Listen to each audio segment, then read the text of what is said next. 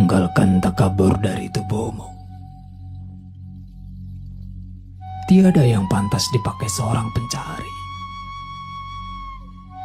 kecuali pakaian rendah hati. Ilmu umum bisa didapat dari menghafal. Untuk keterampilan tangan bisa dilatih. Jika engkau idamkan kefakiran spiritual, engkau harus berguru. Bukanlah itu soal keterampilan lidah atau tanganmu. Jiwa belajar rendah hati dari jiwa yang lain, bukan dari buku atau ucapan.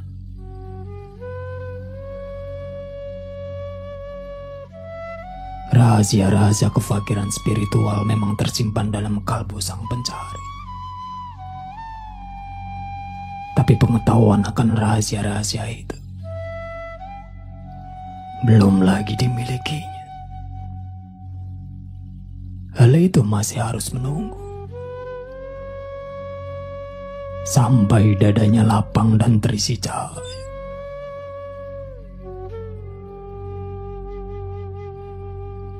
Tuhan bersabda,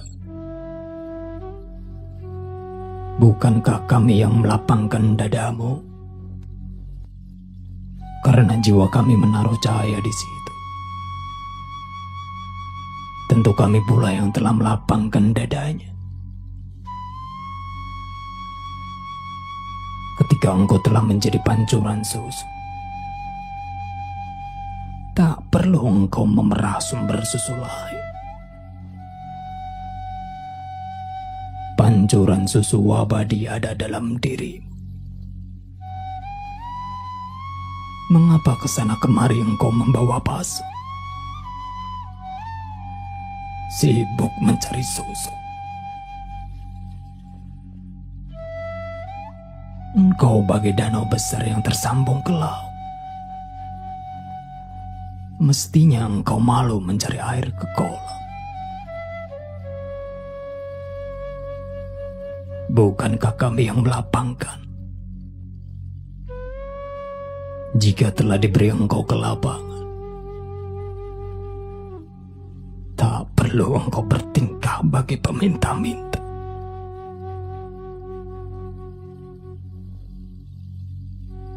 Renungkanlah tentang pelapangan dada.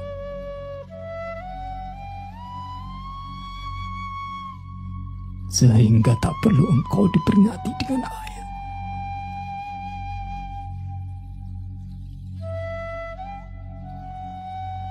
Tidakkah engkau lihat?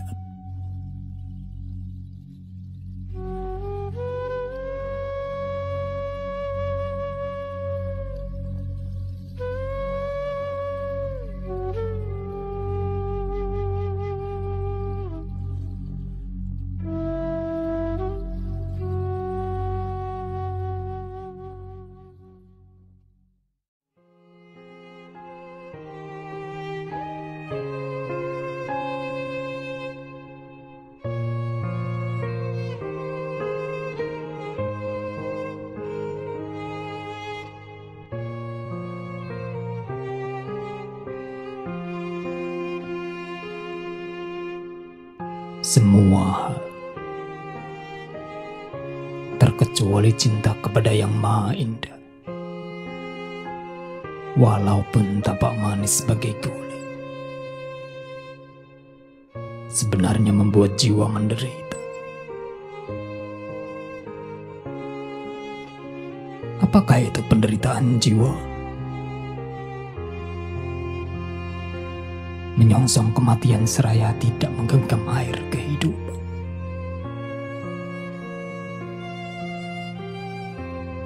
Umumnya manusia menancapkan pandangan kedua mata mereka kepada bumi dan kematian. Seraya mereka menyimpan 100 keraguan tentang air kehidupan. Berjuanglah,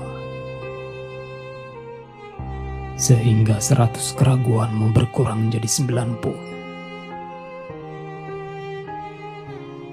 Bergeraklah maju kepada Tuhan pada malam harinya alam ini. Karena jika engkau tertidur, sang malamlah yang akan meninggalkan.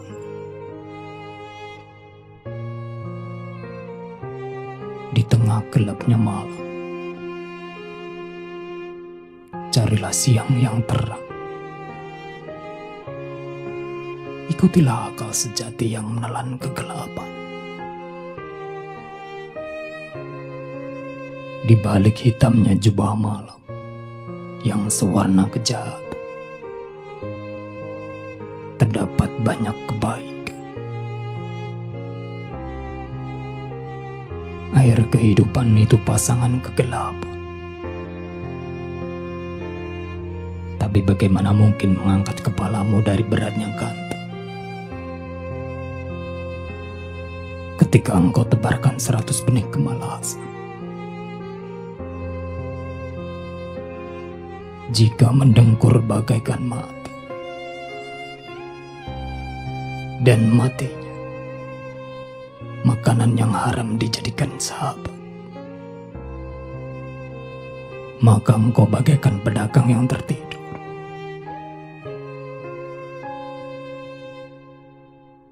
Sementara sang malam menjadi pencuri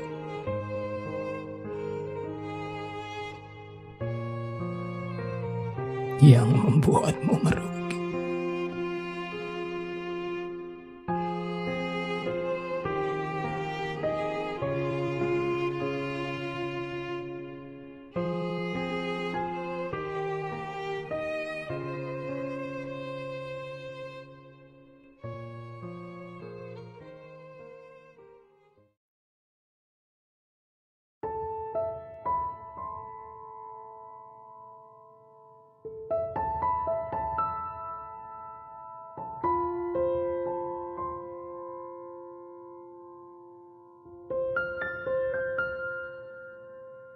Jangan kau sesali lenyapnya kebahagiaanmu. Ketahuilah, ia akan kembali padamu dalam bentuk yang lain. Saat anak-anak kau berbahagia ketika kau menyusu, ketika mulai tumbuh membesar kau bosan pada susu, dan kesenangan beralih pada minuman lain dan madu. Kesenangan adalah sesuatu yang esensial. Ia datang menyapamu melalui aneka bentuk. Ia bergerak dari satu sudut ke sudut lain. Pada unsur air dan tanah lembung yang membentuk dirimu. Ia bisa mendadak mempertontonkan keindahannya pada butir air hujan. Lalu ia merasuki pokok mawar, dan keanggunan kecambahnya ketika bibitnya bangkit dari tanah. Ia bisa datang dari air, dari kelezatan roti dan daging, lalu melalui kecantikan, lalu melalui anggunnya kuda tunggangan, sampai mendadak suatu hari, di balik hijab-hijab itu, ia menerobos dan menghancurkan berhala-berhala. Ia bukanlah bentuk yang ini, bukan pula bentuk yang itu.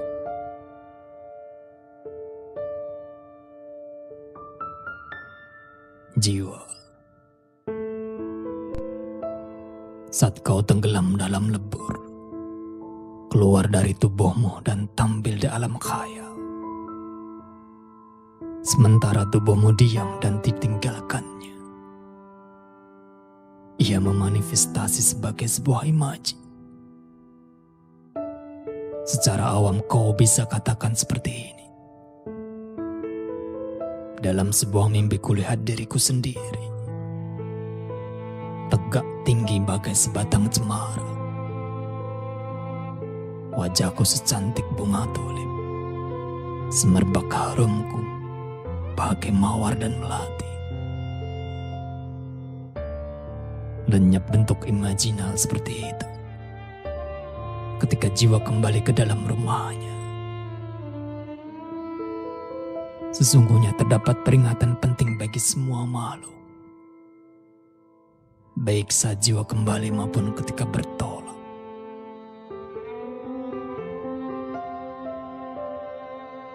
Telah kuutarakan apa yang mungkin disampaikan. Lebih dari ini ku takutkan mudaratnya. Sungguh sabdanya jauh lebih indah daripada lantunanku. Berpegang eratlah kepada buhul tali keimanan. Jika tak mampu menyajikan hidangan yang layak, setidaknya ucapkanlah kata-kata yang arif.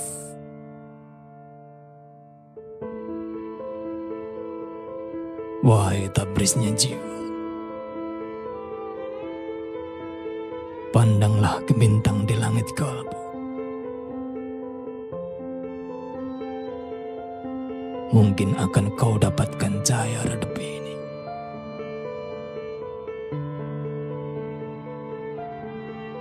Sebuah bayangan dari Sam'ad-Din.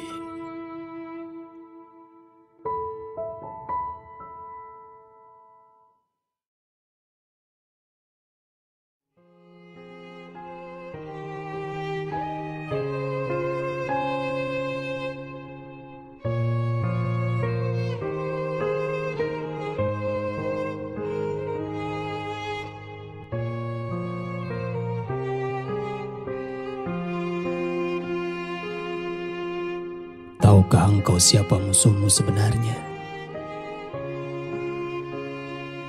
Mereka yang dibuat dari api adalah musuh dari yang dibuat dari tanah. Api adalah musuh dari air dan keturunannya. Demikian pula air adalah musuh bagi nyalanya api.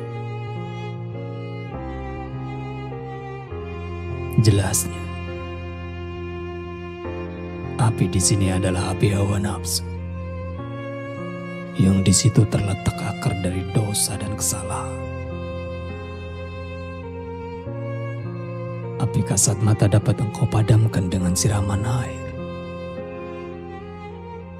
sementara berkobarnya api hawa nafsu dapat membawamu ke neraka.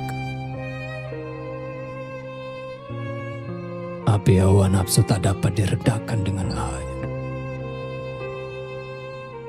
karena dia memiliki ciri neraka, yaitu tak pernah terpuaskan menyiksa.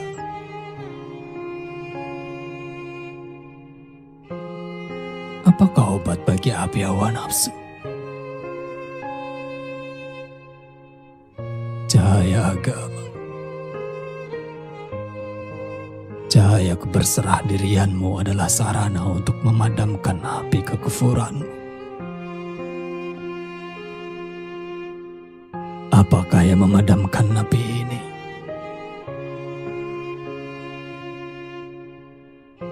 Cahaya Allah. Jadikanlah cahaya nabinya Ibrahim alaihissalam sebagai gurumu, sehingga jasadmu yang bagaikan kayu dapat diselamatkan dari nyala hawa nafsu yang bagaikan api Namrud. Kobaran hawa nafsu takkan padam karena diperturutkan, tapi dapat dipastikan dia akan surut dengan membiarkannya tak terpuaskan. Api akan terus membara jika kayu bakar terus kau sodorkan kepadanya. Jika engkau tarik kayu bakar itu, api akan padam. Takutmu kepada Tuhan itu bagaikan air yang disiramkan kepada api.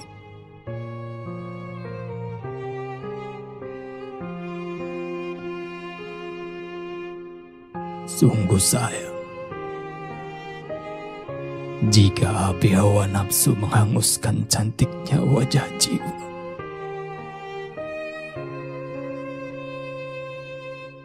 Yang yang seyoganya memerah mawar.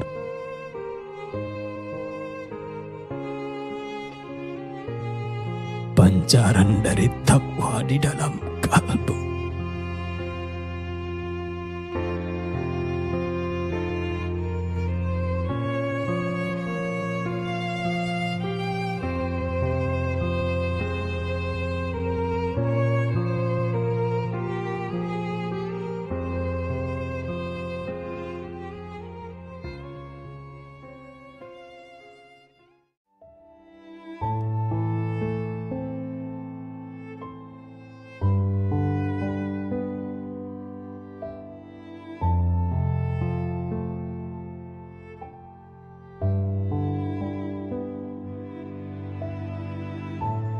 Kecuali seseorang memerangi dirinya sendiri,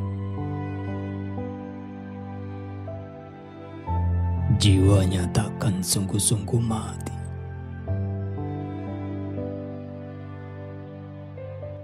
Maka takkan pernah dia kuasai rahasia penyatuan.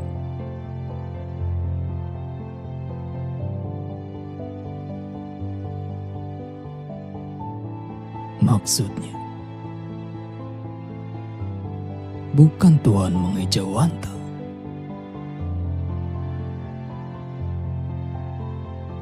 tapi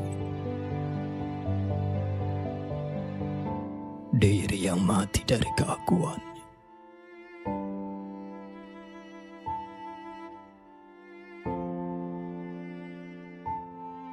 Tujuan pencarian lainnya sangat tidak penting.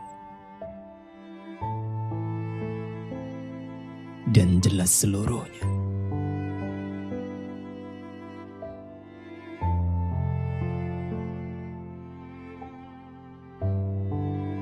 Tidak benar.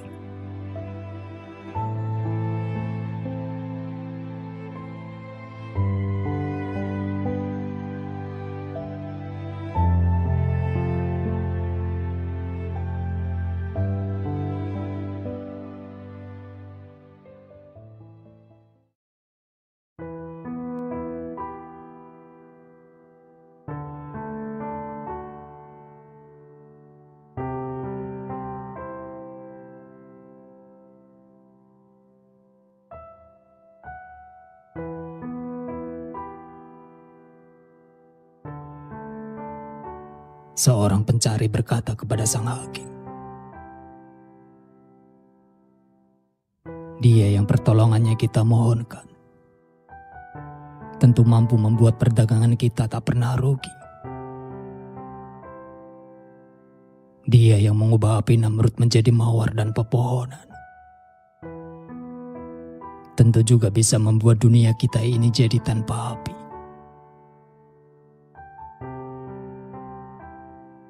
Dia yang memekarkan mawar dari tengah kumpulan duri,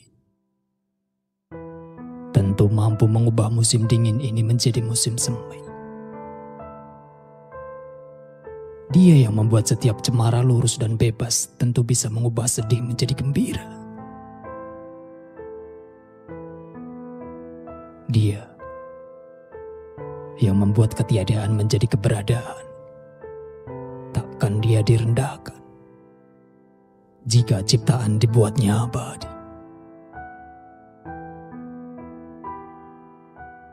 Dia yang memberi raga suatu roh, sehingga hiduplah ia. Apa ruginya dia jika dibuatnya kita tak perlu mati? Mengapa Sang Maha Pemurah tak menganugerahkan saja semua yang diinginkan setiap hamba, tanpa mereka perlu susah payah berusaha? Dan mengapa tak dijauhkannya sang hamba yang lemah dari kelicikan syahwatnya dan dari godaan setan yang selalu siap menyergap?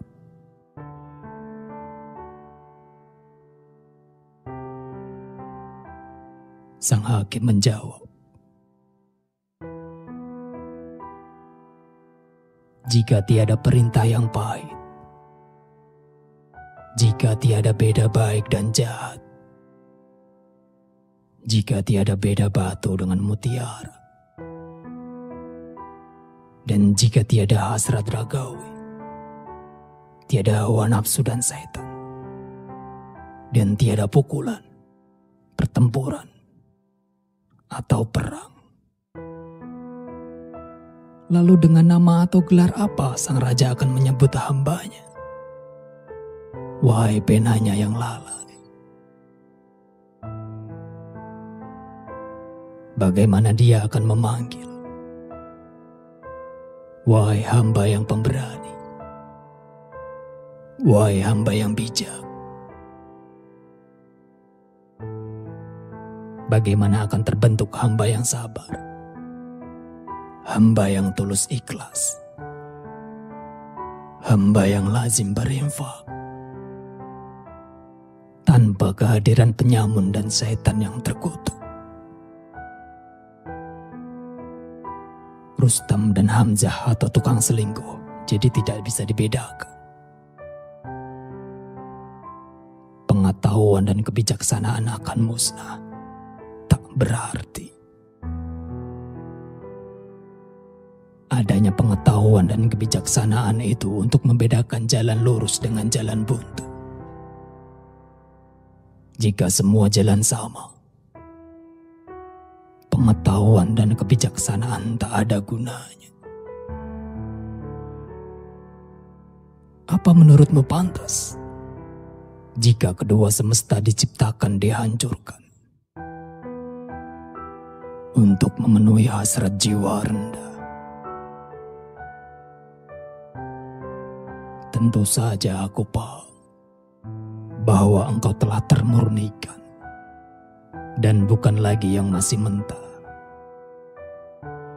Dan engkau tanyakan ini semata untuk mengajari mereka yang masih kasar. Kejamnya sang waktu dan semua derita yang mewujud itu lebih ringan daripada jarak kepada roh dan pengingkaran. Karena derita itu akan berlalu. Tetapi tidak demikian dengan jarak kepada roh.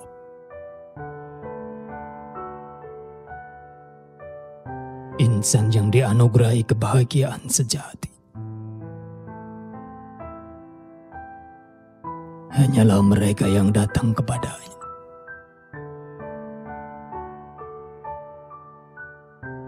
dengan jiwa yang dibangun dan mengenalnya.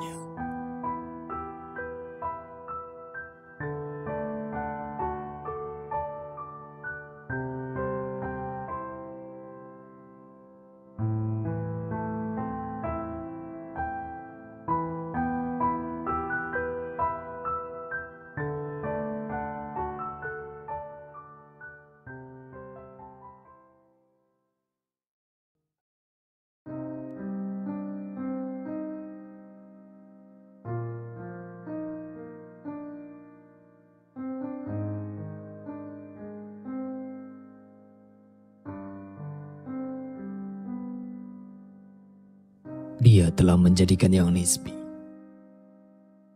Eksistensinya tampil berwujud dan agung. Dia telah menjadikan yang lebih nyata. Eksistensinya tersembunyi bentuknya. Dia telah menghijab laut dan membuat ombak tampak. Dia telah menyembunyikan angin dan memperlihatkan padamu debu. Debu membumbung setinggi menara. Tak mungkin ia melayang sendiri.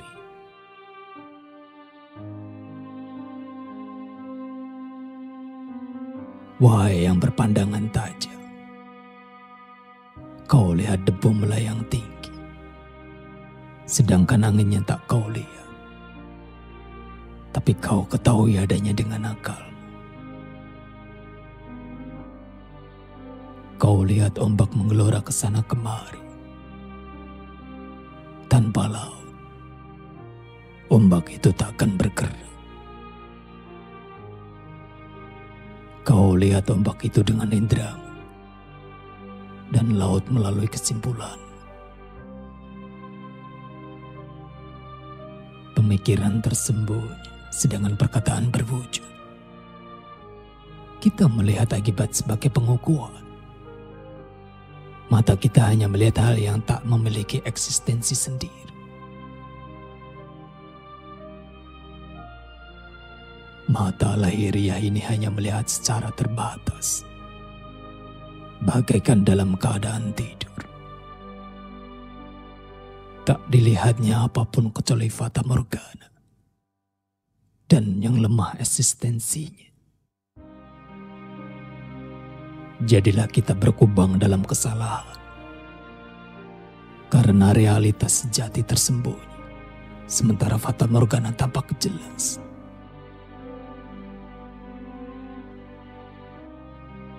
Sungguh mengherankan mengapa Rob mengatur sedemikian. Yang realitasnya nisbi tampil jelas, sementara realitas sejati tersembunyi dari pandangan.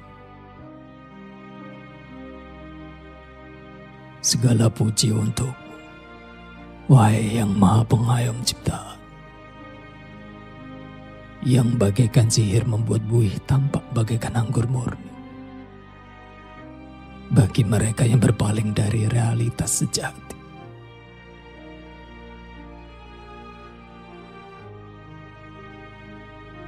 Para penyihir zaman dulu mengukur sinar bulan di hadapan pedagang yang menukar hasilnya dengan emas. Dengan tipuan seperti itu penyihir dapat untung. Emas beralih dari tangan pembeli. Tapi tak ada benang emas yang didapat. Dunia ini adalah seorang penyihir, dan engkau bagaikan pedagang yang membeli potongan sinar bulan. Bagai penyihir sakti, dengan cepat diukurnya sinar bulan sepanjang 700 meter, dan disodorkan seharga sutra emas. Tetapi ketika telah ditukar dengan emas, yaitu umurmu di dunia, wahai makhluk yang malang, tak ada sutra emas kau dapat. Sementara emas telah hilang, dompetmu telah kosong. Selayaknya engkau rintihkan sambil menangis. Katakanlah, aku berlindung dan bermohon. Wahai yang ahad, selamatkan aku dari wanita-wanita tukang sihir dan buhul-buhul tali mereka. Para penyihir itu memantrai ibu. Wahai Maha Penolong, selamatkan aku dari penaklukan dan gunggungan alam dunia ini. Tapi jika berpengetahuan, engkau juga akan berdoa kepadanya dengan lisan amal. Karena lisan kata-kata itu lemah adanya.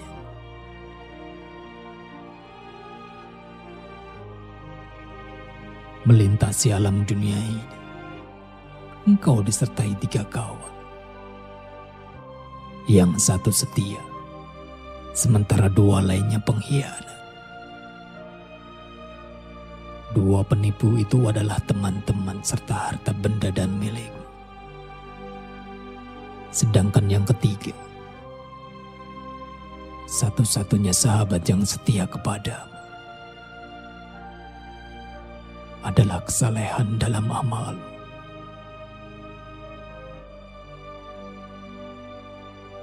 Hartamu takkan mau mengiringimu keluar dari kastil. Teman-temanmu mengantar sebatas kubur. Ketika ajal datang menjemputmu, teman-temanmu akan berbicara jujur dalam hati mereka. Kuantar sampai di sini. Takkan kutemani engkau lebih jauh lagi. Akan kutemani engkau sejenak di sisi kubur. Hanya amalmu yang akan setia. Jadikan mereka pelindung. Karena hanya mereka yang menyertaimu ke kedalaman kubur. Karena itu, Mustafa yang bijak mengajari, dalam menempuh jalan ini tiada kawan yang lebih setia daripada amal-amal. Jika mereka soleh, maka mereka akan menjadi sahabat karibmu seterusnya. Dan jika mereka jahat, mereka akan menjadi ular dalam kubur.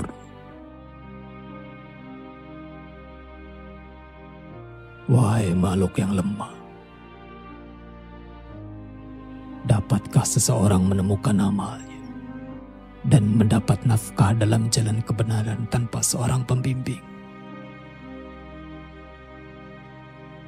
Cara mencari nafkah paling sulit di alam dunia ini, apakah bisa dikuasai tanpa bimbingan seorang guru? Itu dimulai dengan pengetahuan yang bermanfaat, lalu diikuti dengan amal, sehingga dapat berbuah sesuai masanya.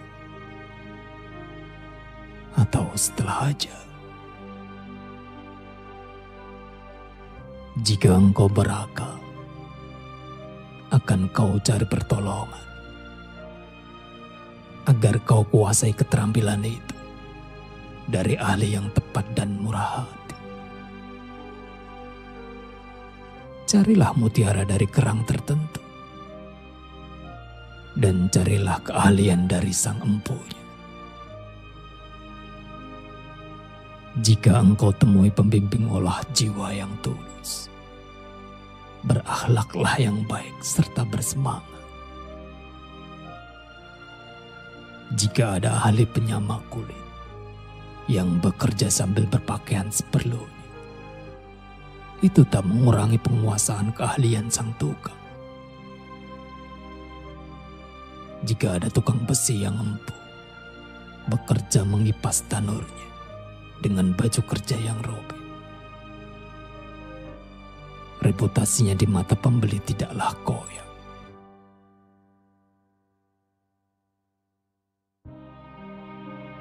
Tanggalkan takabur dari tubuhmu.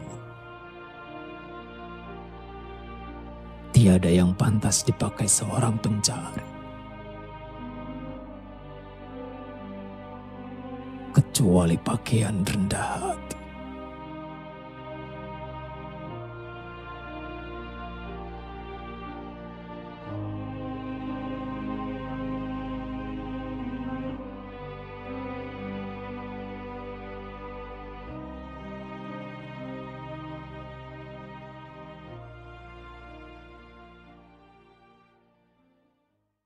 Sekuat tenaga aku mencegah kalian terjatuh ke dalam api yang kalian pandang sebagai kemenangan. Sebenarnya adalah kalian menebar bibit kehancuran diri sendiri. Kalian saling seru menyeru dengan bersemangat untuk memerangiku. Sebenarnya itu bagaikan kalian sedang memacu kuda-kuda kalian ke arah seekor naga. Kalian berusaha mengalahkanku, sementara sebenarnya dengan tindakan itu kalian dikalahkan oleh sang waktu.